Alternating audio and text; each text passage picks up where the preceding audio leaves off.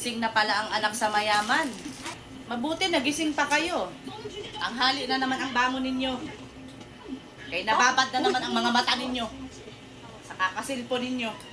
Napakasarap talaga ng mga buhay ninyo. Dapat hindi pa kayo gumising. Pakahusay talaga ninyo.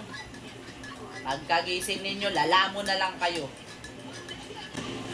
Tapos ngayon, maghahanap na ng kakainin. Kaya nagutom na.